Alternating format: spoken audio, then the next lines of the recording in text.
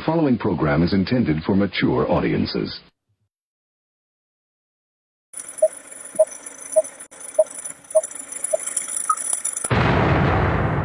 Rudy's Revelation.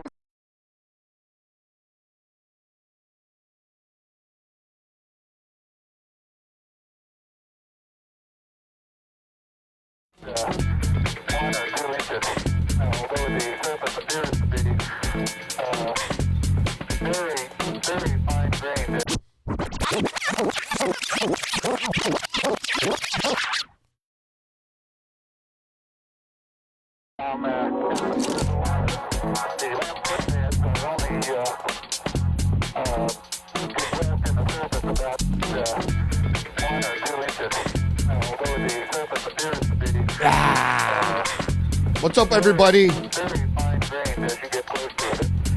Welcome to today's episode. It is August 7th, Thursday. Hey, everyone. So, Trump and Putin will meet and summit on the war in Ukraine. RFK Jr. plans to rid Snap of junk food. And Tim Cook says he's going to invest an additional $100 billion in U.S. manufacturing for Apple. Tim Cook is the Apple CEO. Got these headlines and more coming up right now. It's going to be kind of truncated. It's not really a slow news day, but it's light. But we're going to go over, I don't know, about 20 headlines or so in the next hour. So let's read the news.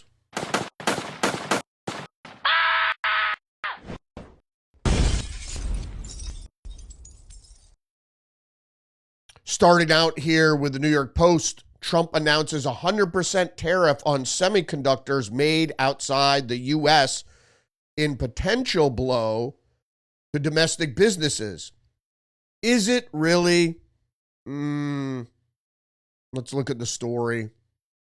President Trump announced plans Wednesday for a 100% tariff on all chips and semiconductors, insisting that there would be an orderly economic transition despite potential major impacts on U.S. businesses. Now, there's reasoning for this, and we're going to get into it a little bit later in the show. Moving on with the story, Trump said we'll be putting a tariff of approximately 100% on chips and semiconductors during an Oval Office meeting with Tim Cook, who have arrived to announce plans for $600 billion in new investments in the United States. It's actually $100 additional billion, $500 billion of which he's already sort of announced. So we don't want to kind of overlap on these announcements. Trump said he would exempt companies that have plans to transition their manufacturing to the U.S., a hint that the world's largest chip manufacturer, Taiwan Semiconductor Company, TSMC, which is building a massive manufacturing plant, actually two, in Arizona. So I'm going to get to the rub a little bit more at the end of the show today and why this is absolutely necessary. And it's just not about onshoring manufacturing. It's a whole lot of other things as well. It has to do with national security, obviously. Headlines from the New York Times: Trump and Putin to meet in coming days. Kremlin aide confirms a summit between President Trump and President Vladimir Putin would come as the United States has urged Russia to agree to a ceasefire in Ukraine or face sanctions. A lot of this has to do with Trump's tariff move, trade move on India. So Trump was pressuring India with now a 50% tariff because India was buying fuel, petroleum, from Russia and fueling, no pun intended, Russia's war efforts in Ukraine. Now, Trump, everybody wants the war in Ukraine to end except for maybe some neocon hawks and European hawks, etc. But most people want the war to end, but during this negotiation pause, it wasn't really a pause, this bid for a ceasefire, Russia took advantage of a basic stand down by the United States, not so much by NATO, but by the United States, to solidify their gains. I mean, this is all about building a buffer zone between Russia and a NATO Ukraine. Now, people are saying, well, Ukraine is a part of NATO. Not yet, but Russia looks at it as an inevitability. I don't think Ukraine should join NATO. Russia absolutely forbid it. And over the negotiations over the past 30-something years, I've continually said, don't push NATO to the borders of Russia. Now they have Belarus in the north there to prevent as a buffer. They sort of have Moldova in the south there along the Black Sea. But they need Ukraine as a buffer, not to be part of NATO. And since the West is toying with Ukraine joining NATO, they have to, that's why they took over the Donbass, just a little geography, is to give them the control of the land bridge to Crimea, which they need to protect their naval assets there in the Black Sea. Okay. Associated Press, though, has the headline, Putin says he hopes to meet Trump as the White House presses for a peace deal on Ukraine. And a lot of the mainstream media, except for maybe the New York Times and USA Today, were still saying that Trump wants to meet with Putin, but the deal hasn't been struck. The deal has been struck. We propose, first of all, to focus on preparing a bilateral meeting with Trump, and we consider it most important that this meeting be successful and productive. I guess this is the Putin's foreign affair advisor, Ashakov, adding that the U.S. Special Envoy Steve Witkov's suggestion of a meeting, including Ukraine's leader, was not specifically discussed, so they didn't really care too much about whether Zelensky is there or not. Also, big news here. Trump and CEO Tim Cook unveil Apple's $600 billion in investment in U.S., the largest investment Apple has made in America.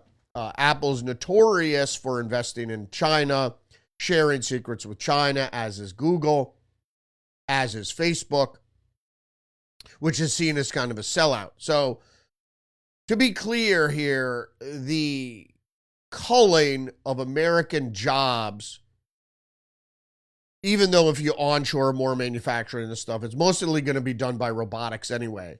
So you have to be careful. Even if you're onshoring production and manufacturing, a lot of it's going to be automated. That's been made perfectly clear. So you're really not going to have people there putting together iPhones. Are going to be done by machine. Going to the story, though, today Apple is announcing it will invest $600 billion, that is with a B, in the United States over the next 4 years. That's $100 billion more than they were originally going to invest. And this is the largest investment Apple has ever made in America or anywhere else. It's just an honor, Trump said. It's important. First of all, corporations that are headquartered in America need to be more nationalistic, or at least respect the sovereignty of the United States. A lot of corporations which are actually over state governments, and I don't mean state like 50 states, I mean nation state governments. And so usually it's the corporations that push around the nation states. Instead, here, it's the other way around, which is a good thing because that's fascism. If you play footsie with the corporations, that's fascism. If you hold corporations accountable, that's actual governance. And that's what the populace wants from the government. This is a significant step forwards towards the ultimate goal of ensuring that iPhones sold in the United States of America are also made in America. Is that the ultimate goal, really, Tim? That seems like lip service. But he also did say, I'm pleased to announce that very soon, this is for the first time ever, every single new iPhone and every single new Apple Watch sold anywhere in the world will contain covered glass made in Kentucky. Well, thanks for that. If they plan to move all manufacturing here, I doubt. That's just lip service for Trump. But at least some of the manufacturing is going to be completed in the United States. That's good. Doesn't matter. You know, parts is parts.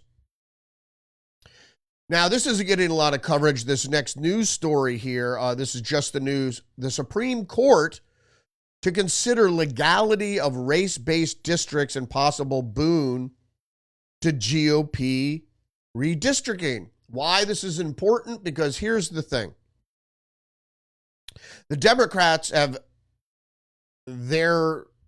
the originator. They're not the originators, but for all intents and purposes, they are the original redistrictors. And what they did, what the Democrats like to do, is redistrict in a way that includes more blacks, minorities mostly, Hispanics too, but that's the way they look at redistricting. So if they link up black communities in a district, then you get people like Jasmine Crockett elected, without a doubt. Black community overwhelmingly votes for black candidates, regardless of what their previous experience is or what their knowledge base is or whatever. So this is good because if you're redistricting on the basis of race, the Supreme Court might very well find that illegal. The Republicans don't do that. They look at conservative demographics less than race. So people might think that the Republicans try to cut out black communities. But if you look at the history of Republican redistricting, they try not to do that. What they try not to do is mix districts with urban areas. So, which is a fair way to do it. So if you have an urban center, right? You want your rural districts and your urban districts to be different. That's all. You don't want to take like half an urban district and half a rural district, put them together, and obviously half of the urban district will have a bigger populace and therefore drown out the conservative vote of the rural area, so forth and so on. So if it's about cosmopolitan and the nature of cosmopolitan politics, fine. But that sucks for Democrats because then that large populace in that one district or several districts, if it makes up a big city, you're only going to get those districts as we've seen. But if you try to district it, like I just explained, so the GOP just tries to limit the cosmopolitan districts and then the rural districts. So that would be a boon for the Republicans. Zero Hedge is also reporting that Trump demands Intel CEO must resign over alleged China ties cited in Senator Cotton's letter. Well, what is this about? So we just talked quite a bit about chip making and Trump's new tariffs, 100% on chips made outside of the United States, with a pass for people that promise to move manufacturing here, because it's a national security issue. And we're going to get to even more at the end, but I thought I'd tease you a little bit here in the middle. So Senator Tom Cotton wrote a letter about a certain chip company, Intel, which is lagging way behind NVIDIA, but that's beside the point. Let's let's just read the lead here. President Trump must have read U.S. Republican Senator Tom Cotton's letter sent to Intel's board on Wednesday about the chip maker's new CEO, Lip-Bu Tan, ties to Chinese firms in a recent criminal case involving the company Candice Design. That's because Trump just fired off a shocking new Truth Social post about it. But we're not going to get into the post because the post is about tariffs and Intel. But in a letter addressed to Intel Chairman Frank Yeary, Cotton raised the question whether Intel's board knew about the subpoenas issued to Cadence during Tan's tenure and whether Tan had fully disclosed or divested from Chinese chip firms like the Chinese military or the Communist Party. That's the point. Is that it looks like foreign-made, especially Chinese-made products, or people that are linked to the Chinese Communist Party, and even though they might be working at manufacturing in the United States or anywhere else, there's fear now of these back doors. Cotton noted that Tan recently pleaded guilty to the illegally transferring sensitive chip design technology to the Chinese military university and semiconductor firm while working at Cadence. Well, that's exactly what we're talking about. So we got an article coming up at the end of the program that's going to put a bookend on what we're talking about here. At the beginning, you have Trump giving a tariff of 100% on semiconductors made outside the United States with some loopholes there. Then you have this last article here with the letter from Tom Cotton and Intel.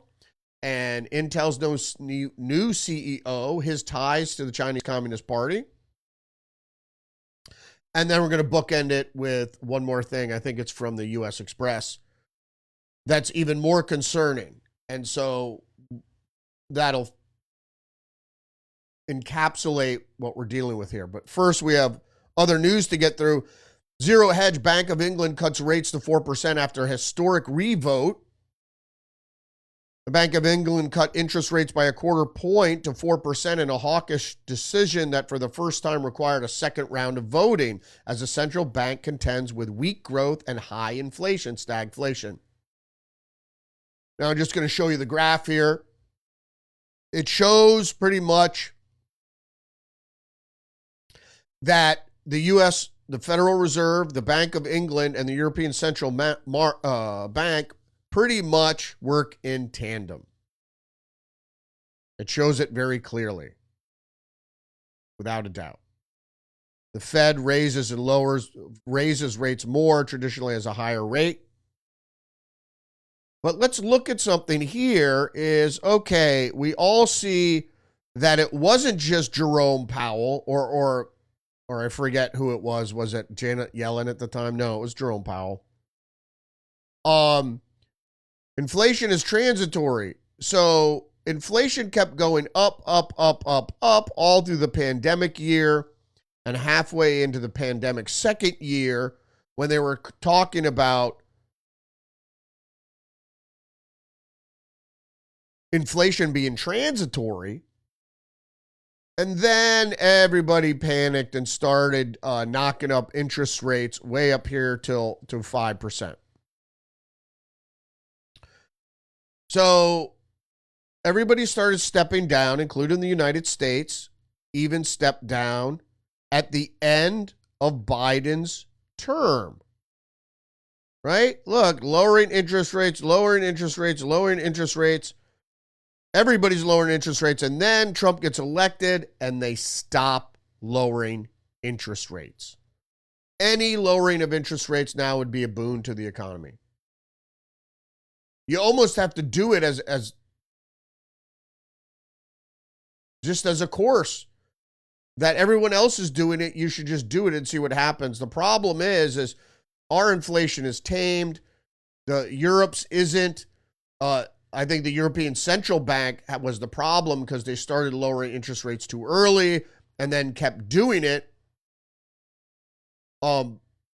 And they're still battling with stagflation, lowering interest rates. You have to have the right conditions to lower interest rates, and Donald Trump has produce those conditions, now it's time. He's got an investment. He's onshoring manufacturing. He's doing everything he can. The central bank has to move. And now they're saying maybe September. Come on. More news here from Zero Hedge. The bubble is bursting. Delinquency rates have doubled and credit card defaults are soaring. So this has to deal with what's going on in the economy, small e economy, which means kitchen table economies. First of all, it's not Trump. Under Biden, the currency was devalued about 30%. That's arguable. 20% definitely, but it's maybe 27. So your dollar's worth 27 cents less. That's significant. Now, since the inflation, if you've changed jobs, you might have been able to leverage that into new hiring negotiations about what you're going to get paid, et cetera.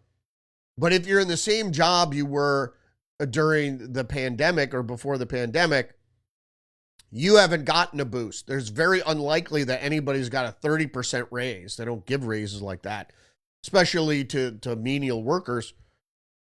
So the reality there is that unless the economy gets roaring again, there's no way. You can't lower prices. You've seen shrinkflation. You've seen higher prices.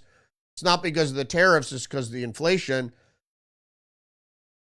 that there's just no way. 30% inflation is significant. So how do you dig out from that? There's nothing you can do really except increase productivity, increase growth, and that will bring forth more economic opportunities to people. But that's not happening yet. And I blame Jerome Powell and the Fed to at least give a cursory lowering of interest rates, a quarter point, just to give the market and people out there a nudge. They might not start borrowing right away, but it could help the market.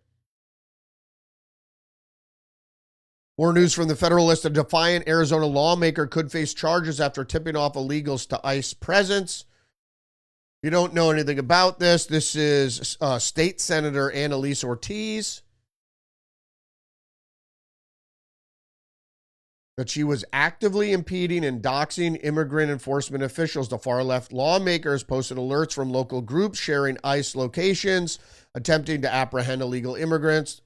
And then, so it was posted on Libs of TikTok. And she shot back, "Yep, when ICE is around, I will alert my community to stay out of the area, and I'm not fucking scared of you nor Trump's masked goons." Well, the reality here is you don't have to be scared of anybody, but the truth of the matter is, as I've always said, is you're a law enforcement, you're a politician, so you're held at a higher standard about if you're a legislator, knowing the law, upholding the law. There's a higher standard than just some dolt on the street. And Arizona State Senate President Warren Peterson, who called Ortiz's comments deeply troubling. I spoke with the U.S. Attorney for the District of Arizona and referred this matter to his office to investigate, as it appears she may be in violation of federal law. Peterson, who was running for state attorney general, said in a statement, "Public servants have a duty to uphold the law and respect those who enforce it, not undermine them." Indeed. You can say those comments if you want, or you could share ICE's locations if you want, if you're an American citizen. It's freedom of speech. But if you are a public servant, you should be held to a higher standard with regards to the law. And I keep saying this over and over again. You hear Congress people and councilmen assaulting other people. You know what assault is, right? You can't put your hands on somebody. or your elbows, or you can't put your shoulder into. You can't touch people legally. If they don't want to be touched, that's considered assault. All right, many of you might have heard about this, Operation Trojan Horse. The LA Times is reporting Westlake Home Depot raided again, reigniting fears of more sweeps. And despite judges' orders to stop, a day laborer named Caesar said around 6:45 a.m., a yellow Penske truck, that's a rent-a truck, pulled up to the laborers who had gathered in the parking lot. If you don't know this, most illegal immigrants, day laborers, line up near Home Depot for contractors there who need workers, could use them obviously very cheaply. The driver told them in Spanish he was looking for workers. Several of the men gathered around the truck, and then someone rolled up the back of the truck, and masked agents, and one wearing a cowboy hat, jumped out and started chasing people. People scattered. They didn't chase people, they arrested people. People scattered, that's called resisting arrest, and that is an additional charge. If a law enforcement official says stop, you must stop. Otherwise, consider resisting arrest. National Review has the headline, ICE is not Gestapo. Totally cracked. And part of the febrile atmosphere around ICE operations, some anti-ICE activists have been taking matters into their own hands. 11 left-wing agitators ambushed an ICE facility in Alvarado, Texas, opening fire on agents and shooting one in the neck, if you don't remember. In Portland, Oregon, an incendiary device was thrown at officers. Another attacker in McAllen, Texas, shot an officer and injured 2 Border Patrol employees. On Tuesday, a rioter threw a rock into and set fire to an ICE building in Washington State. There is a movement to unmask ICE agents, dox them, and encourage their harassment at their homes. The White House claims that ICE agents are facing 700% surge in assaults. ICE agents are simply doing their job, indeed, which is a function of the legitimate power of the federal government to regulate immigration and to expel those who have no legal right to live or work in the country. That's it. They're doing their job. Legitimate function of the federal government. There's no, all this sanctuary city pledges, or what they are as pledges, have no really legal jurisdiction. And once arrested and proven that somebody is in the country illegally, they face deportation. It's not an option. That's what happens. People are deported. You're here illegally? Yep, out. There's no hearing or anything like that. If there's some question of whether the person is here legally, which is always what legal people do, they muddy the waters. Oh, wait, he's got protected status. Protected status doesn't mean you're here legally. It actually means you're here illegally. If you're here legally, you're either a citizen or you have a visa. Show proof.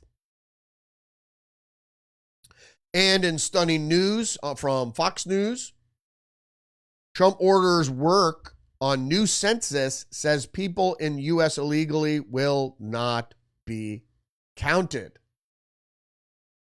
Good. They never should be in the first place. The thing is that, like, teams of Democrat lawyers were battling the Census Bureau, the federal government, refusing to allow the question to be asked, are you a legal resident of this country? Now, they could lie and say yes. Some people might say no. But the point being is that people that now, is proof going to have to be shown for people filling out the census? Probably not.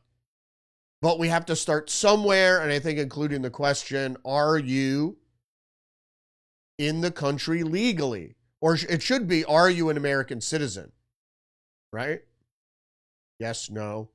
Are you a legal resident? Yes, no. And that's the only choices you have. So the post-millennial is reporting on Trantifa.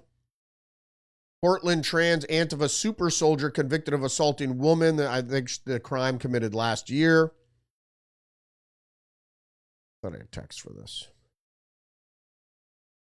Portland transgender Antifa militant named Isabel Araujo has been convicted at a trial of assaulting a woman who burned a Koran during a counter protest.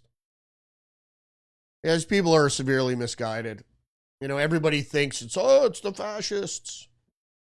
And to give them some credit, there is such thing as corporate fascism, but most people on the street don't encounter it. You know, what you see is what conservatives saw on social media during the Biden administration is fascism.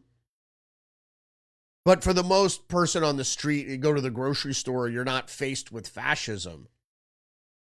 Ridiculous. The people are deluded. And the problem is this creates a rebellious nature, a criminal nature in the populace, that there's injustice and it has to be meted out with violence, you know, against the state. It's really fucking bizarre. That's what politics and debate are for. The problem is these people are too stupid to get on a soapbox or to try to get elected to local government or whatever. And then you could hurl verbal arguments, verbal debate about why your stance is the right one. It really isn't. In any case, I digress. The Washington Free Beacon, death to the IDF. Vandals target American IDF vet with graffiti torched cars. The attack in St. Louis is an example of what happens when anti-Semitic and anti-Israel rhetoric are normalized.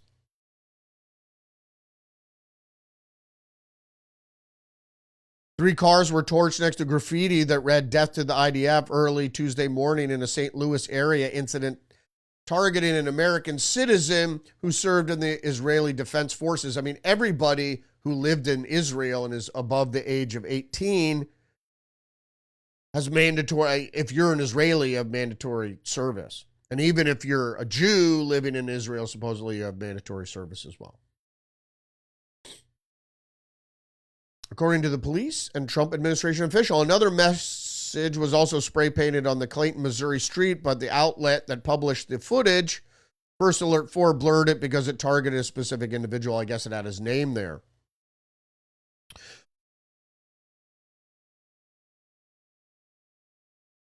Lee Terrell, head of Trump's anti-Semitism task force, called the IDF veteran, said the spray painted graffiti called the IDF veteran a murderer. He said the three cars destroyed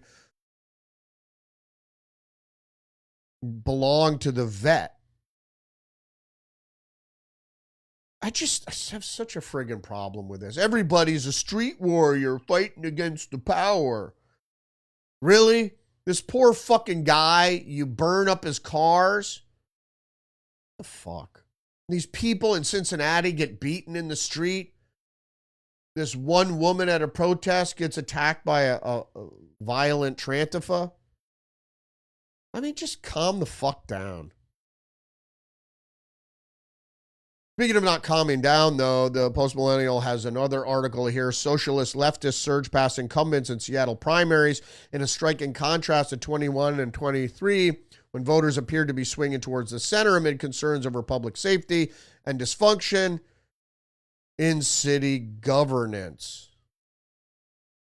Well, you know what the problem with this is that because Biden was in office, people were like, oh my God, we need to move to the center. Now Trump's in office and he's a fascist, so we need to move further left. Moving further left, if you know, you're going to end up with the authoritarianism you abhor. Well, you know, the left was never smart. Seattle's far-left political movement is gaining steam with progressive and socialist candidates dominating early returns from Tuesday's primary election. Longtime political fixtures are suddenly in peril as insurgent challengers ride a wave of dissatisfaction with the city's establishment leadership. keep moving left. You know? What did, was it Dostoevsky? Who said, oh, how we burned in the camps. If we only would have met the jackbooted Nazis coming up the stairs with pitchforks and knives, instead of silently acquiescing to what they were doing,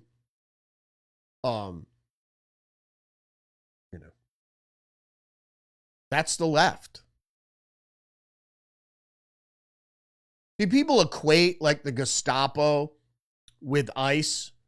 And as I pointed out, they're doing a legitimate legal function for the administration, the federal government. They're not the Nazis. They're not the KGB. The left will turn things into the KGB. Because what they do is, as you see from their violence, is it's politically targeted. So it's not like the IDF veteran was a child molester and the community was up in arms that he was living in the neighborhood. You know, okay, you spray paint, you know, a pedophile outside of his house or something. It's politically targeted. So the guy, first of all, is anti-Semitic in the case of this Missouri thing.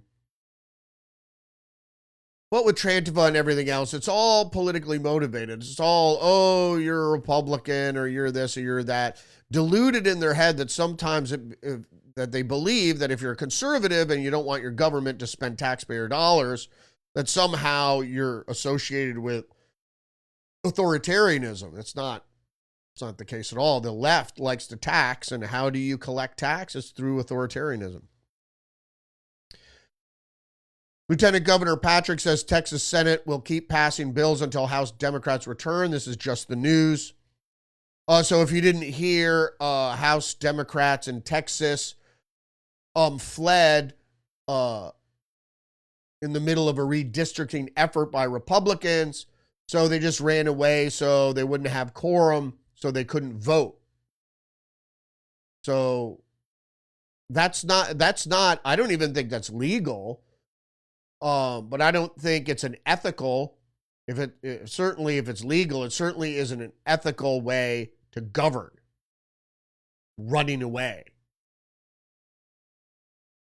And then Just the News also has the headline, Texas AG launches probe on whether O'Rourke Group funded Democrats leaving the state over redistricting. Attorney General Ken Paxton has announced a probe into whether a political group led by former Democratic Representative Beto O'Rourke broke the law by allegedly funding Texas Democrats leaving the state over redistricting.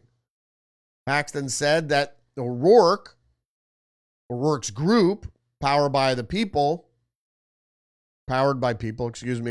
might have violated bribery laws in Texas if it funded the House lawmakers. Amid reports, the group paid for such expenses as food, lodging, and most specifically, the plane flight, because that was the most expensive thing. I wish they would, the copy editors really, you spell check, but you should definitely read the copy. House lawmakers. And then, of course, other breaking news. We've had a lot of breaking news from RFK Jr. and the HHS. Yesterday, it was the elimination of funding for mRNA vaccine research, which is a good, I'm not going to belabor that again today. But Zero Hedge reports today that RFK Jr.'s food revolution begins next month. Six states have agreed to remove junk food from the Supplemental Nutrition Assistance Program, SNAP. And the reason is, this is funny, is because Supplemental Nutrition Assistance Program. And so people are buying food with it that has no nutritional substance. But it's only 6 states. All states should adopt this. FDA Commissioner McCary noted, I hope to see all 50 states join this bold common sense approach. For too long, The root causes of our chronic disease epidemic have been addressed with lip service only. It's time for powerful changes to our national SNAP program. The goal is simple: reduce mass suffering from diabetes, obesity, and other long-term medical conditions. I applaud the leadership of Secretaries Rollins and Kennedy and President Trump in going bold.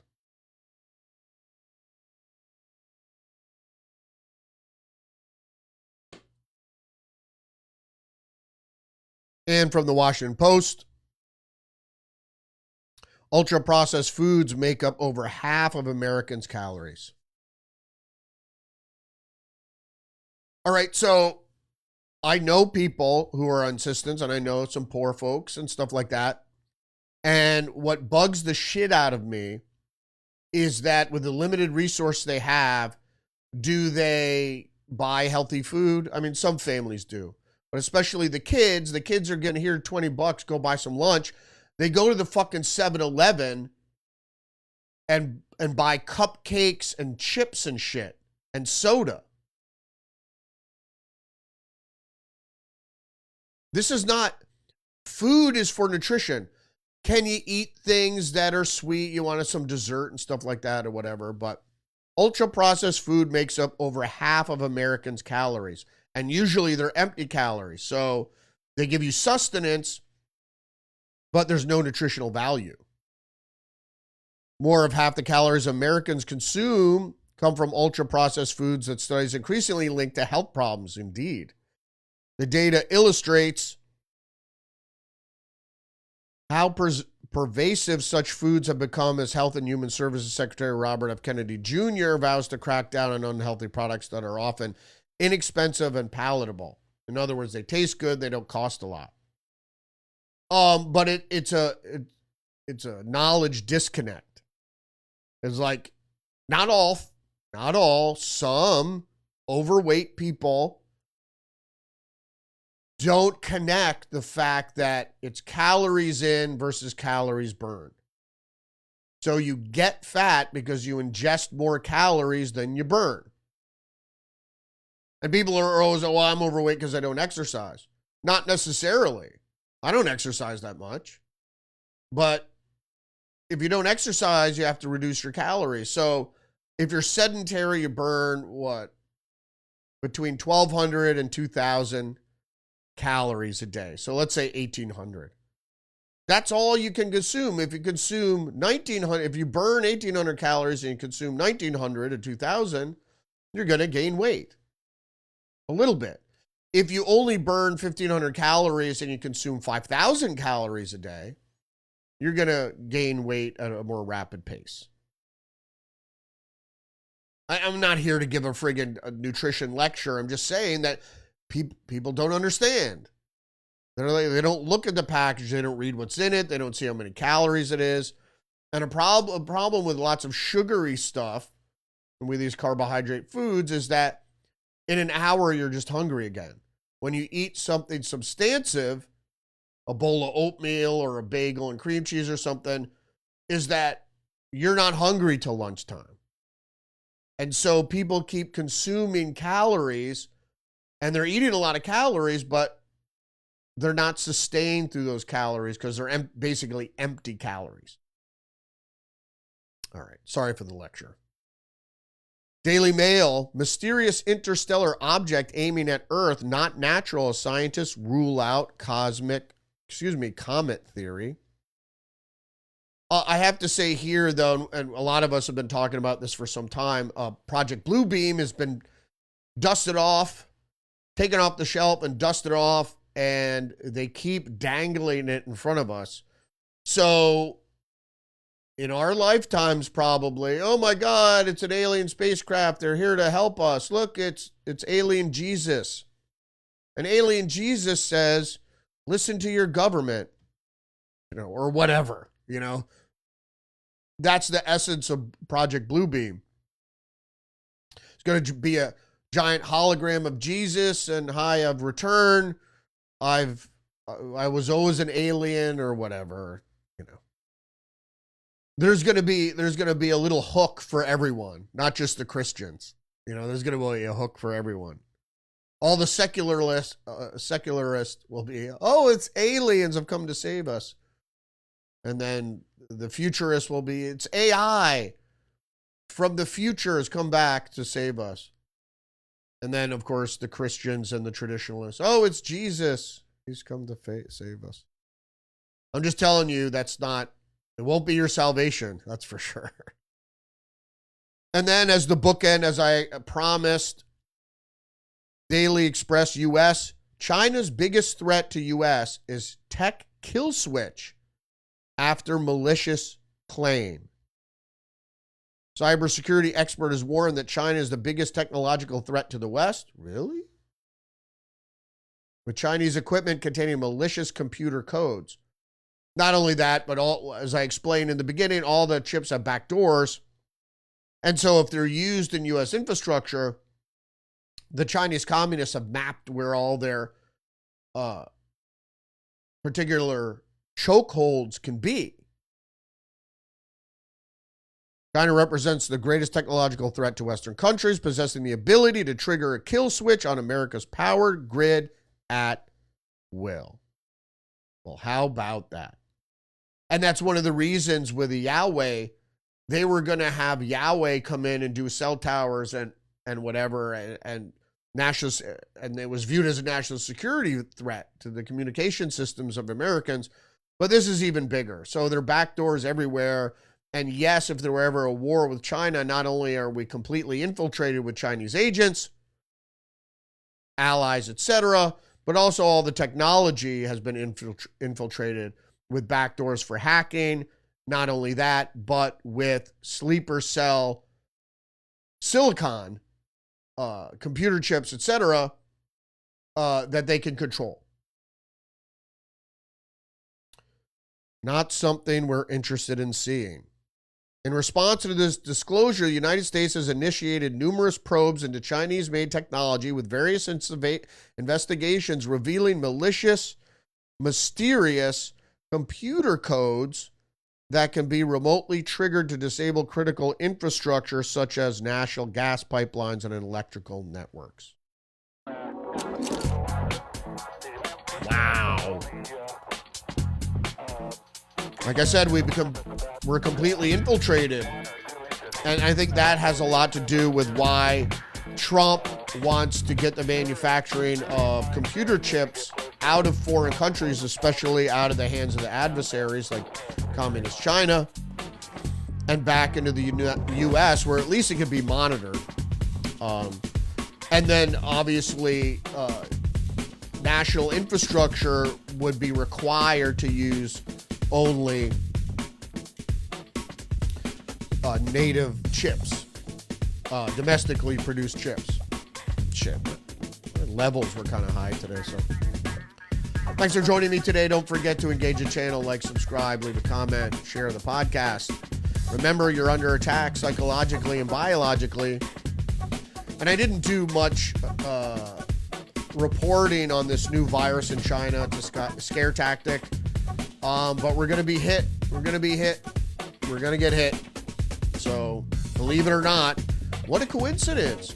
Trump sees a pandemic in this last year of his first term, and then we're going to see it again, probably earlier in this term, unfortunately. So, gird your loins, especially if the economy starts roaring again. They're going to have to put a stop to that, unfortunately. All right, I won't have an episode tomorrow. I put a lot of personal stuff there that I had to do, put it all on tomorrow, so I won't have an episode tomorrow.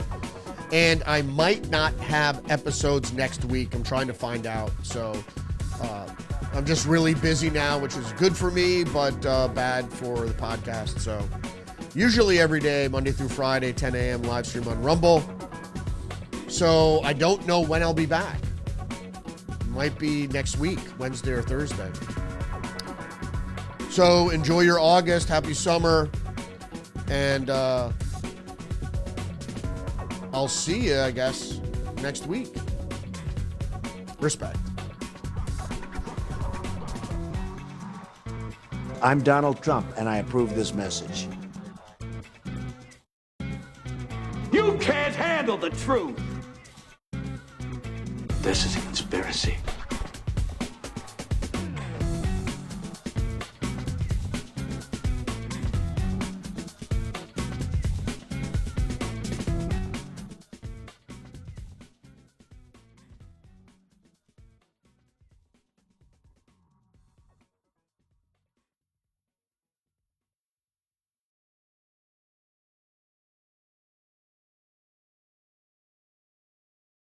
I'm an American. I have rights.